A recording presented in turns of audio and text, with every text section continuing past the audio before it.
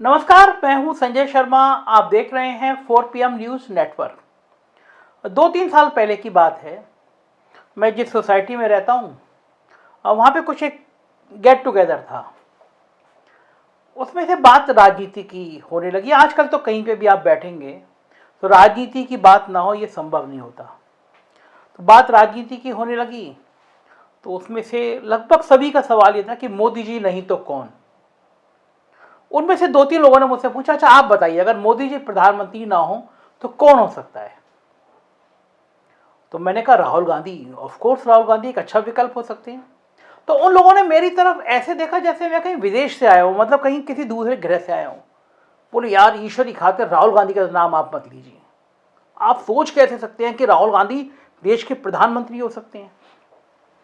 मैंने उनसे कहा कि जरा थोड़ी देर को यह विचार करिए, इस दौर में ऐसा कौन नेता होगा जिसके सामने थाली में प्रधानमंत्री की कुर्सी रखी हो और वो मना कर दे। जिस समय मनमोहन सिंह जी प्रधानमंत्री थे, उन्होंने इशारों इशारों में कई बार कहा राहुल गांधी से कि आप प्रधानमंत्री बन जाइए, और राहुल गांधी जिस दिन चाहते उस दिन वो प्रधानमंत्री बन जाते, क्योंकि गांधी परिवार का कांग्रेस में इतना दबदबा था। लेकिन राहुल गांधी ने प्रधानमंत्री तो छोड़िए, कोई मंत्री पद भी बनने को स्वीकार नहीं किया। उन्होंने कहा कि मैं नहीं बनूंगा। ये हुई घटना नंबर 1। मेरा एक दोस्त है, नौजवान है, IPS अफसर है। उसी दौर में 3 या 4 साल पहले, वो जब कोरोना की शुरुआत हुई थी उससे पहले, वो मुझसे कहा करता था कि आप देखिए संजय जी, राहुल गांधी में भगवान बुद्ध का अवतार नजर आता है मुझे। तो मैं उसकी मजाक उड़ाया करता था। मैं और मेरे कुछ दोस्त, उसके जो कॉमन दोस्त थे, मजाक उड़ाया करते थे। हमने उसका नाम ही महात्मा बुद्ध रख लिया था, क्योंकि वो राहुल गांधी का दीवाना था और लॉजिक से बात करता था। मुझे उसने लिंक भेजा कि राहुल गांधी जब विदेश में गए और ऑक्सफोर्ड यूनिवर्सिटी में उन्होंने संवाद किया लोगों से, तो क्या संवाद था। वो वाकई में, मैं उसको छेड़ता जरूर था, लेकिन राहुल गांधी का वो संवाद, राहुल गांधी की वो ओरिजिनलिटी मुझे कहीं ना कहीं प्रभावित करती थी। और एक चीज़ मुझे और अच्छी लगती थी कि राहुल गांधी कम से कम उन नेताओं में से नहीं थे जो झूठ के आधार पर राजनीति करते रहे। बल्कि राहुल की राजनीति कभी कभी ऐसी थी जैसे आप हिट विकेट हो रहे हो, लेकिन वो कंप्रोमाइज सिद्धांतों से नहीं किया करते थे। लेकिन उस दौर में राहुल गांधी का नाम आप ले लेंगे तो लोग आपको इन निगाहों से देखते थे, अरे भगवान की खातिर ये मत गई है। कारण क्या था?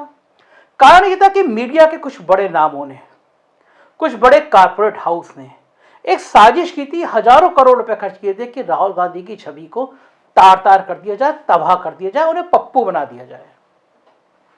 लेकिन इस पप्पू ने 2-3 महीने के अंदर देश की राजनीति की तस्वीर बदल दी है।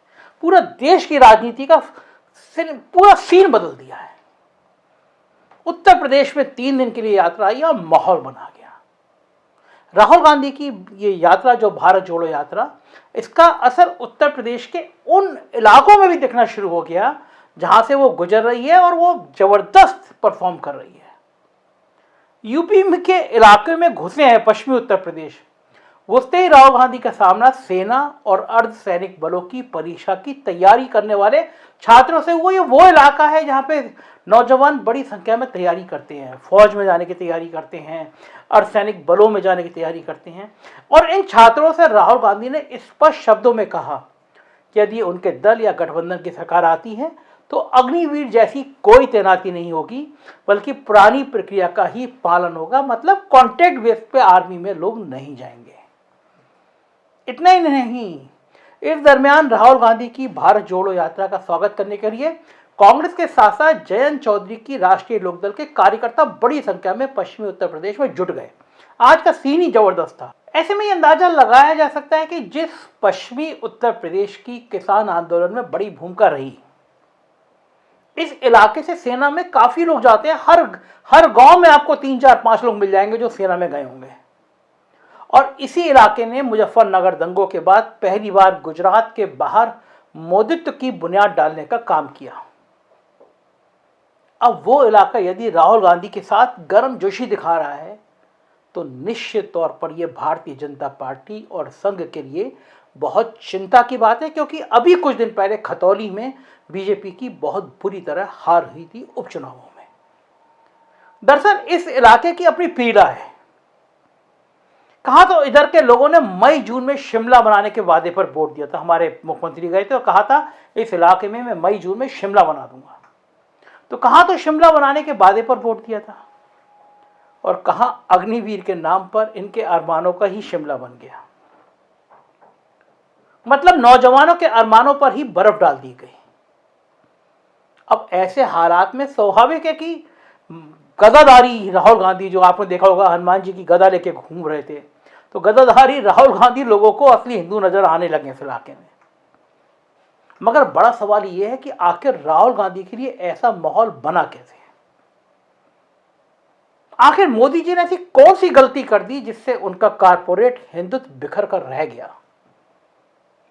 तो इसका जवाब यह है कि मोदी जी ने अपने 9 साल के कार्यकाल में कारपोरेट फ्रेंडली नीतियां बनाने और देश के किसानों और नौजवानों के सामने जॉबलेस ग्रोथ और फसल की उचित कीमत नहीं मिलने के जो हालात पैदा किए, उसने राहुल गांधी की भारत जोड़ो यात्रा की सफलता की जमीन तैयार कर दी, माहौल बना दिया, किसानों नौजवानों के अंदर गुस्सा पैदा कर दिया।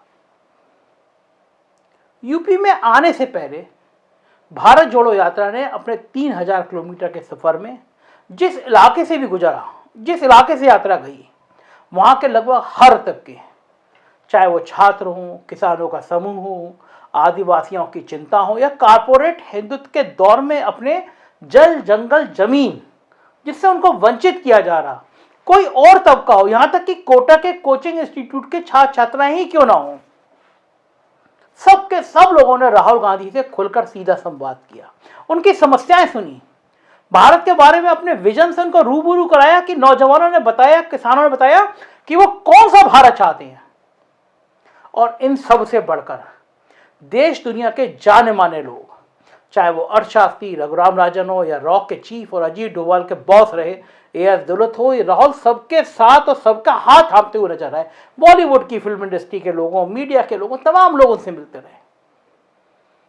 यही वो परिस्थितियां हैं जहां नरेंद्र मोदी और अमित शाह के लिए दुश्वारियों के दौर की शुरुआत होती है, क्योंकि आज देश की 82 करोड़ जनता 5 किलो राशन की सरकारी रेवड़ी पर गुजर बसर करने को मजबूर है। 70% हिंदुस्तानियों की आमदनी घट गई है, असंगठित क्षेत्र बर्बाद हो गया है, फैक्ट्रियों में ताले पड़ने की नौबत है और इन सब के बीच देश को 2047 तक के अमृतकाल का सपना दिखाया जा रहा है।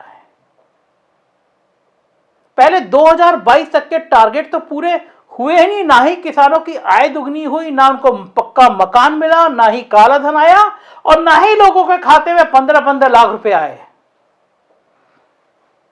उल्टा जो घर में रखा था वो भी नोटबंदी की भेंट चढ़ गया। अब ऐसे में आम आदमी करे तो क्या करे?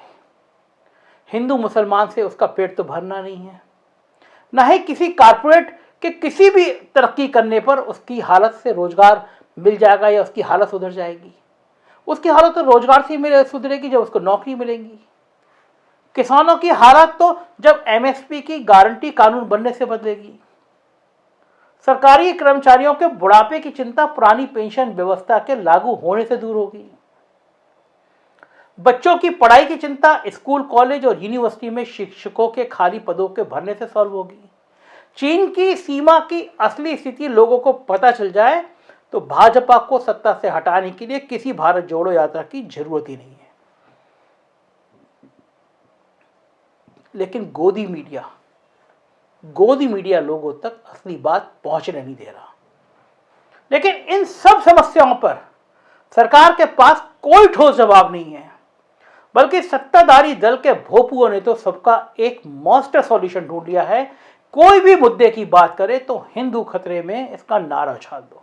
मैंने एक ट्वीट किया था एक दिन, मैंने कहा गुजरात का, हिमाचल का हिंदू सुरक्षित हो गया, 9 राज्यों में चुनाव है, यहां का हिंदू खतरे में आ जाएगा, क्योंकि जहां जहां चुनाव होते हैं वहीं का हिंदू खतरे में आ जाता है।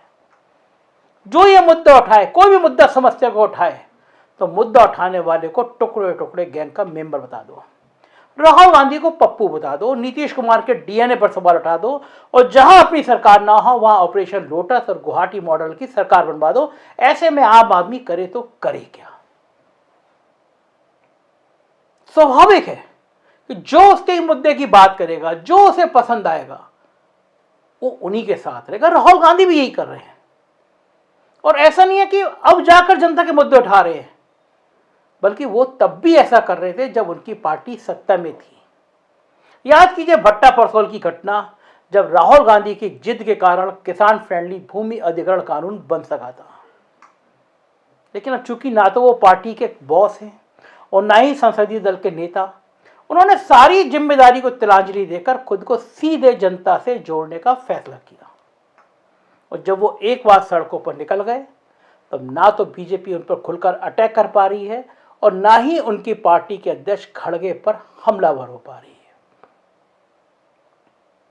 खड़गे और राहुल की कांग्रेस जहां कहीं भी सरकार में आ रही है, वहां पहला काम पुरानी पेंशन व्यवस्था की बहाली का कर रही है, जिससे साहेब और छोटा साहेब बहुत परेशान है। उल्टा छोटे मोदी, सुशील मोदी, वो तो संसद में पुरानी पेंशन व्यवस्था को कांग्रेस शासित प्रदेशों द्वारा बहाल किए जाने का खुला विरोध करते हुए दिख रहे हैं। अब ऐसे में देश की आम जनता कितने मोदी को एक साथ झेले। हमारे यशस्वी प्रधानमंत्री मोदी जी कपड़ों से दंगाइयों की पहचान कर लेते हैं। बिहार वाले मोदी जी पेंशन का विरोध कर रहे हैं। राजस्थान वाले मोदी जी को मनी लॉन्ड्रिंग के मामले में ईडी ढूंढ नहीं पा रही है, लेकिन सुष्मिता सेन आसानी से ढूंढ ले रही है। एक मोदी जी तो पंजाब नेशनल बैंक को 12,000 करोड़ का चूना लगाकर ऐसे भागे हैं कि उनका कोई अता पता नहीं है।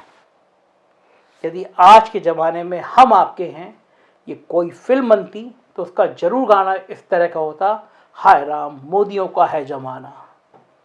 अब इस मोदी युग का जब सीधा फार्मूला है कि मोदी के इस दौर में रोजगार और किसान एमएसपी की डिमांड करके शर्मिंदा ना करें और 5 किलो राशन पर काम चलाएं, तो जनता आखिर करे तो क्या करे। उसे अपने अरमानों की अंधेरी रातों सुनसान राहों पर कोई ना कोई मसीहा तो ढूंढना था, लेकिन वो मसीहा शहंशाह मूवी का शहंशाह नहीं, बल्कि बड़ी हुई दाढ़ी वाले राहुल गांधी दिख रहे हैं। और यही साहब और उनके दोनों टास्क मास्टर की सबसे बड़ी चिंता है। हमारी निगाह रहेगी भारत जोड़ो यात्रा पर। आप बने रहिएगा 4 PM के साथ। उत्तर प्रदेश की खबर देखनी हो तो हमारा दूसरा चैनल 4 PM यूपी, बिहार की खबरें देखना हो तो 4 PM बिहार, और गुजरात की खबर देखना हो तो 4 PM गुजरात को जरूर सब्सक्राइब करिएगा। शुक्रिया, थैंक यू।